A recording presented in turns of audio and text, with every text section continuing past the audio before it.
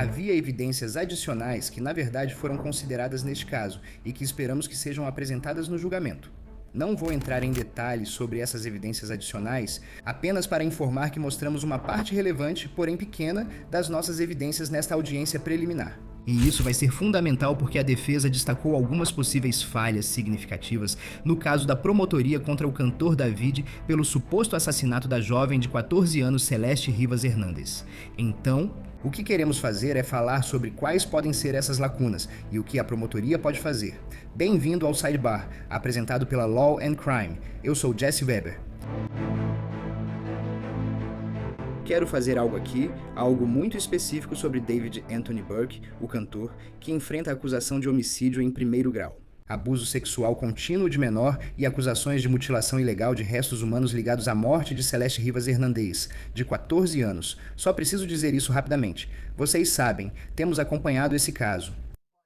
Mas se você estiver interessado em olhar os documentos e ter uma visão completa de tudo isso, de todo o material que temos, vá para o aplicativo Law and Crime Plus, porque temos uma seção de arquivos de casos para todos os grandes casos que acompanhamos. Temos um para David. Confira, pois há muitas informações que já discutimos aqui no Sidebar. Se quiser ler tudo e conferir por si mesmo, está lá.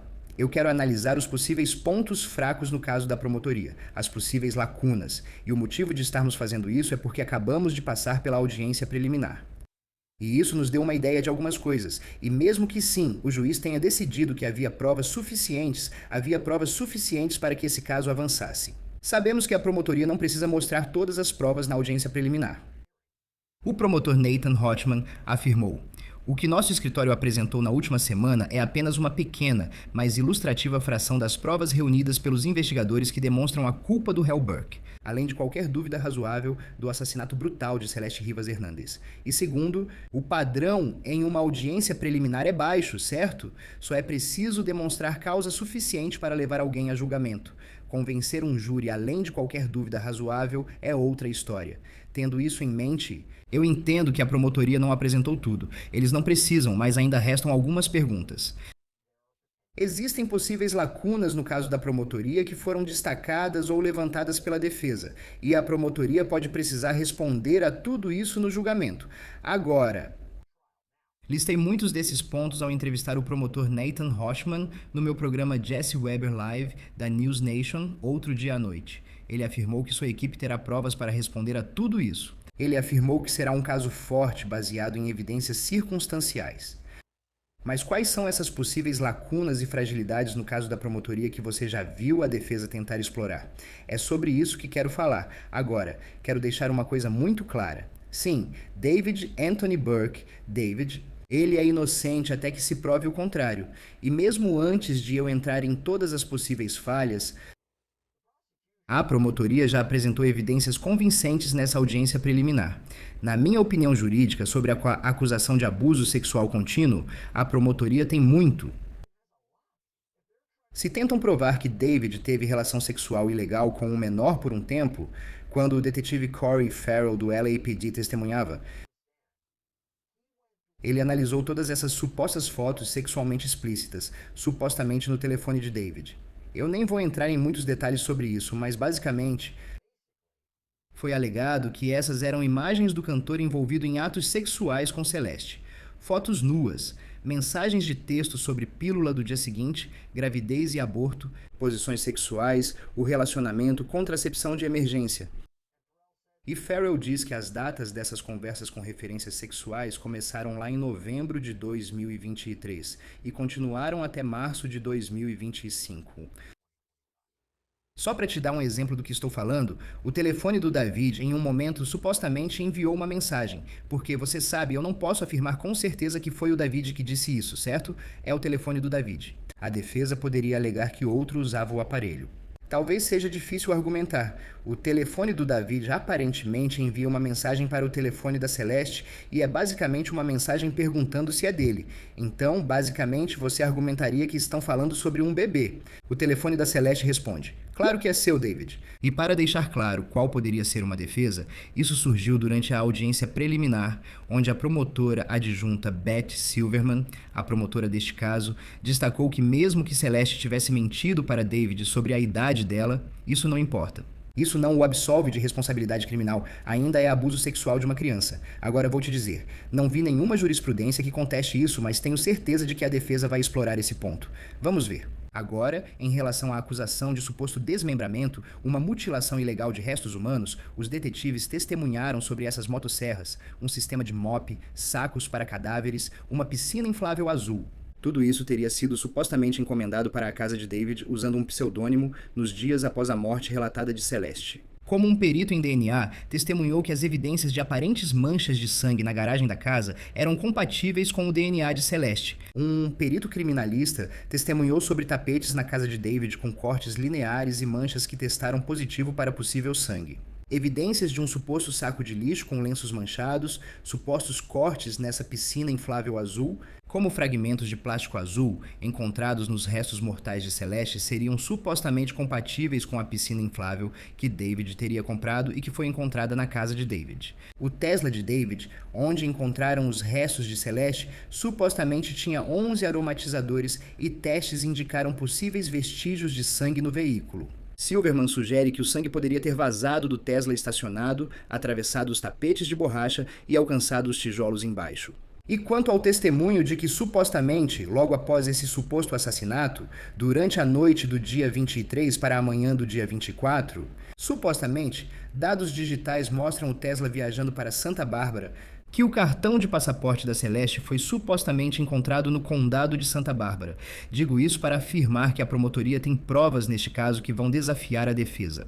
Mas isso não tira o ponto central deste episódio. Eu quero analisar as possíveis questões, as possíveis lacunas, os possíveis buracos no caso da promotoria. Então, antes de tudo, eu preciso deixar isso claro. A primeira lacuna para mim é a acusação de assassinato. Nós definitivamente não sabemos o que aconteceu naquela casa neste momento. O que foi revelado?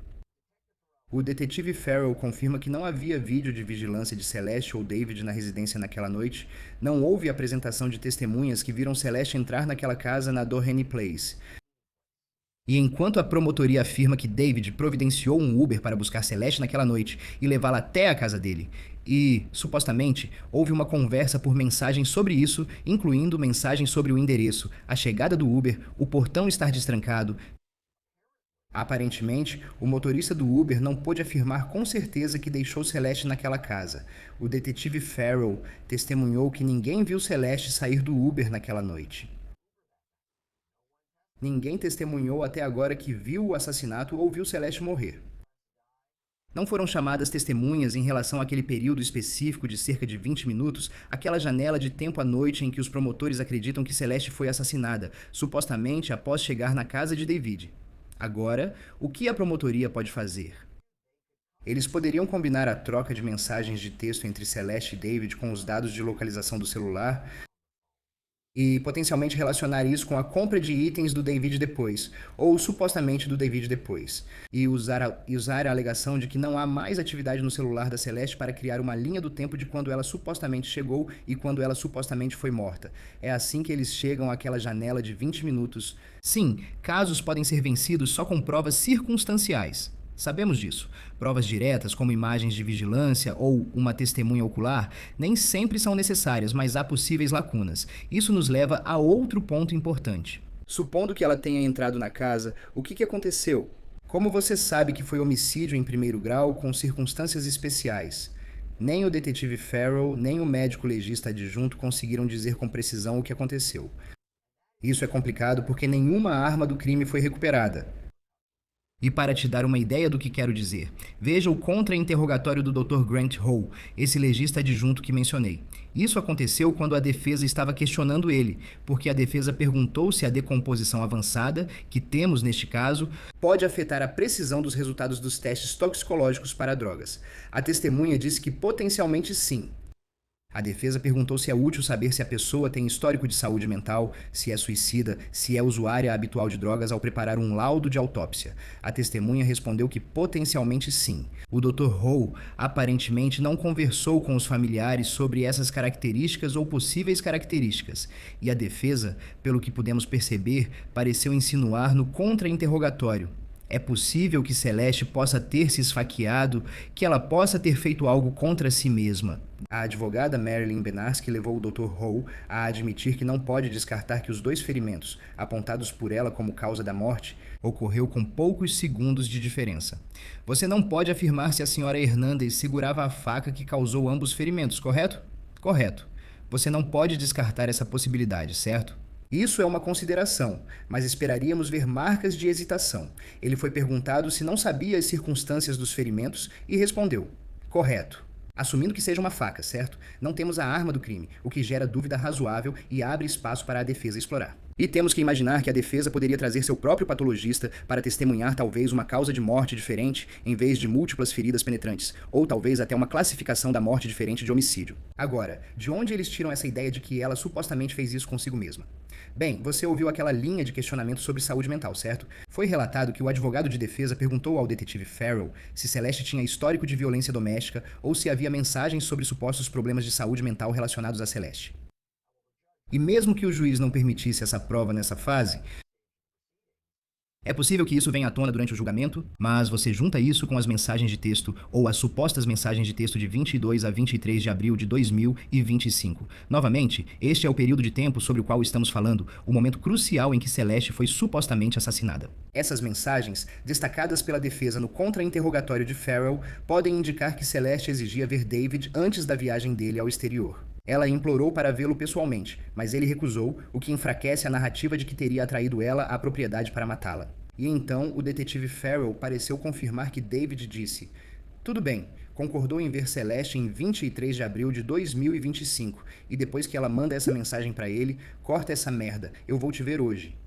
Blair Burke, advogado de David, leu uma mensagem supostamente ameaçadora de Celeste de 22 de abril na qual ela diz que vai acabar com a carreira dele e contar para o pai dela, abre aspas, tantas mentiras que ela vai arruinar a vida dele. Eu vou contar tantas mentiras para o meu pai sobre você. Vou acabar com sua carreira e vida. Vou destruir tudo. Ela teria enviado isso em 22 de abril. Agora, Burke também leu uma mensagem da Celeste ameaçando fazer acusações anônimas e, abre aspas, vazar tudo que tenho sobre você. E isso aparentemente faz referência a se o David iria ou não postar nas redes sociais da Asia Collins, mostrando os dois juntos. Parecia haver uma insinuação de que ela estava com ciúmes dessa pessoa. Asia Collins é alguém de quem já falamos antes. Aparentemente faz parte do círculo do David. Celeste disse ao David que tem seus contatos, incluindo o número da mãe, e ameaçou divulgar tudo. Há mensagens como esta, supostamente enviadas por Celeste a David em agosto de 2024. Eu me importo com você. Matei meu bebê por você. Evito falar disso porque me abala muito, mas faria qualquer coisa para ter isso de volta. Então por que isso importa? Porque tudo isso é importante. Bem, aqui está o ponto. Sim, a promotoria pode apontar para mensagens como essa para dizer sim, ela ameaçava expô-lo e destruir sua carreira. Ele tinha motivo para matá-la. Para proteger a própria carreira, a atraiu e a matou. Segundo os promotores, o álbum de estreia dele, Withered, fazia parte de um contrato de 19 milhões de dólares com a Interscope Records. O álbum seria lançado em 25 de abril, poucos dias depois, o que envolve alegações de circunstâncias especiais. Faz parte da acusação de assassinato, certo? Isso pode resultar em penas mais severas, até pena de morte, como matar por dinheiro, matar uma testemunha ou em emboscada. Circunstâncias especiais, certo? Mas a defesa também poderia argumentar que foi ela quem iniciou isso, que ela implorou para ir até lá, que ela ficou histérica, que ela ficou instável, que ela tinha problemas de saúde mental e que ela fez algo consigo mesma naquela noite, que talvez ela tenha atacado David, que talvez ele tenha agido em legítima defesa. Ela o atacou? Ela o ameaçou? Ele vai depor sobre isso? Foi um crime no calor da paixão, certo? Isso caracteriza homicídio por violenta emoção, no calor do momento, não um assassinato premeditado. Existe espaço para dúvida razoável? Porque nós não temos mais informações agora sobre o que exatamente aconteceu nesses 20 minutos, supostamente a portas fechadas entre Celeste e David, quando ela supostamente chegou em casa e quando Dave é acusado de enviar uma mensagem de texto para criar um álibi, certo? Eles dizem que cerca de 20 minutos após a chegada dela, ele envia uma mensagem de texto para criar um álibi, perguntando onde ela estava.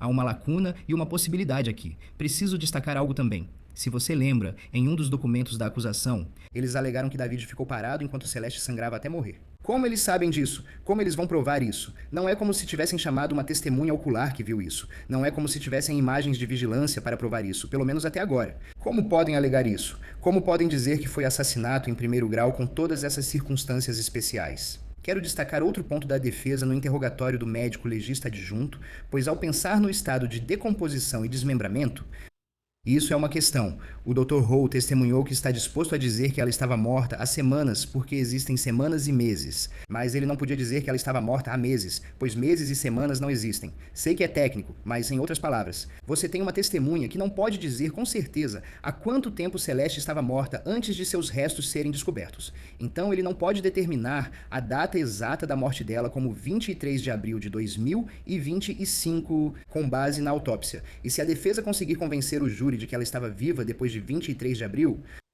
isso vai ser significativo. Agora, como eu acho que a promotoria vai conduzir isso? O que eu acho que a promotoria vai fazer para responder a tudo isso? Eis o que eu acho, com base na minha conversa com o promotor Nathan Hotchman no meu programa da News Nation. Acho que li nas entrelinhas o que ele quis dizer. Eu imagino que a promotoria argumentaria: júri, esperam que vocês acreditem que Celeste se convida para ir até lá, se mata, e David pensa tão rápido assim que apenas alguns minutos depois ele manda uma mensagem de álibi? Ele não pensa em chamar emergência ou polícia para relatar o que presenciou. Júri, esperam que vocês acreditem que ele só cuidava da própria vida quando Celeste o atacou violentamente?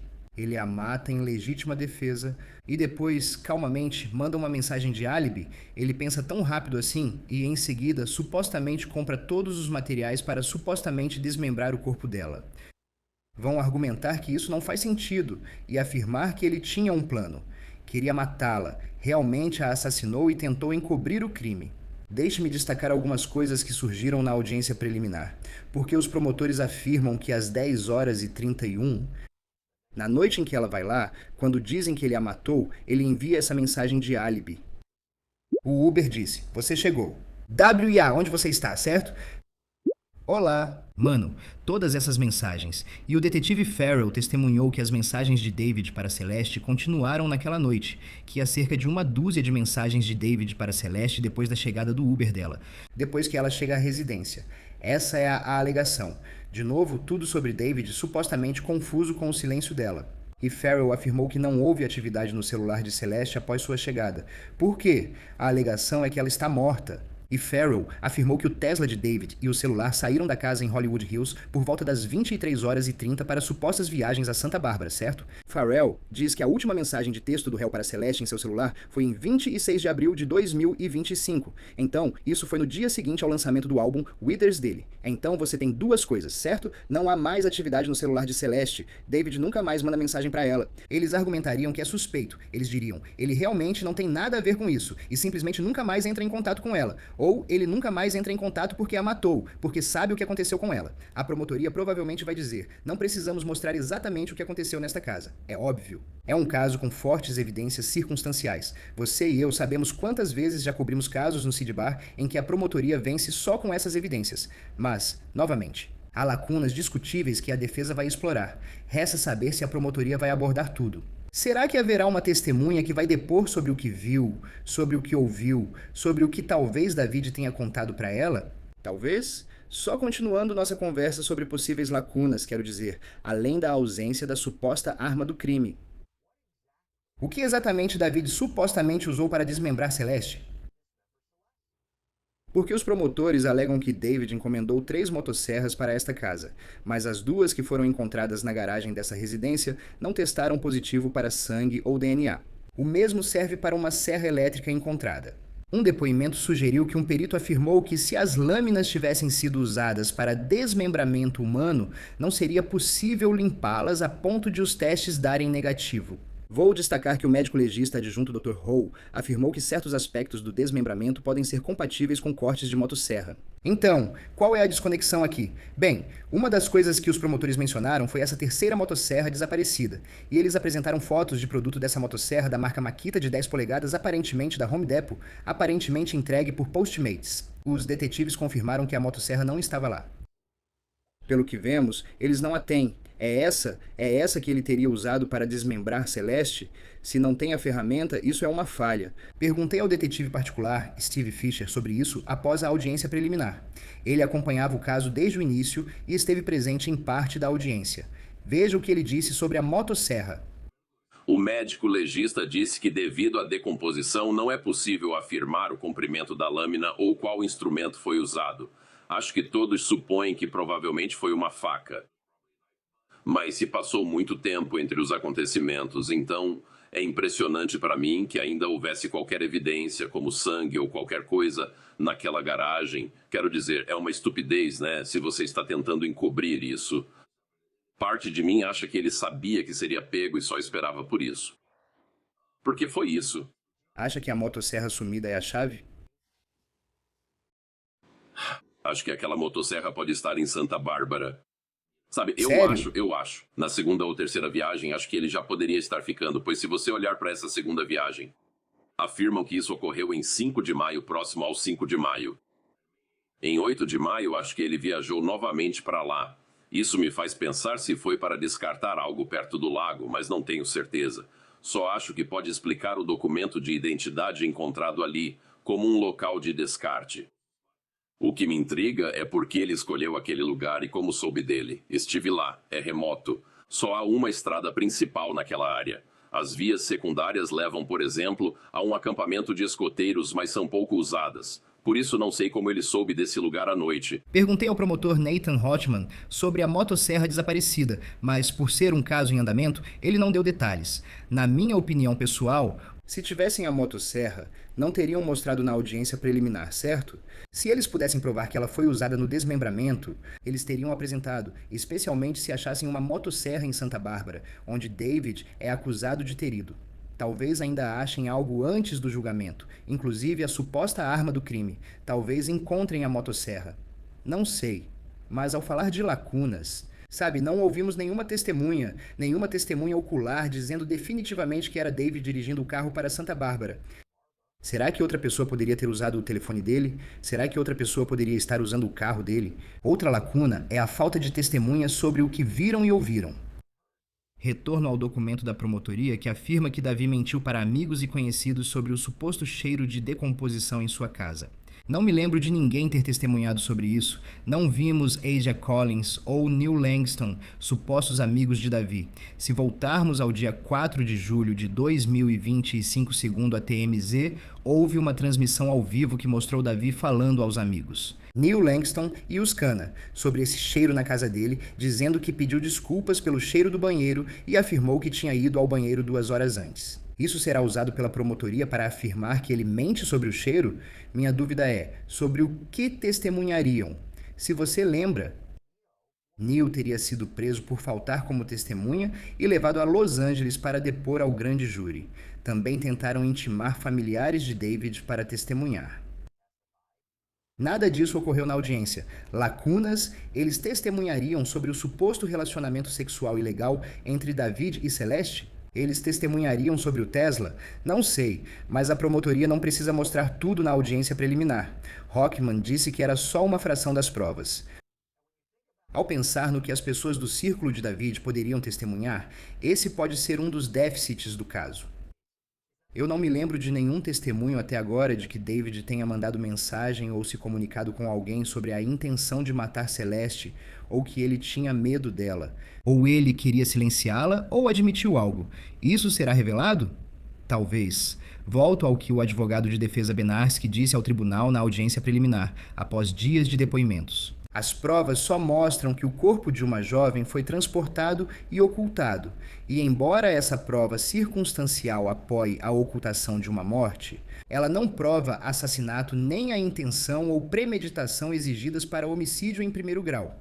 A lei reconhece 2 formas de dolo, e o argumento dela não se encaixa em nenhuma.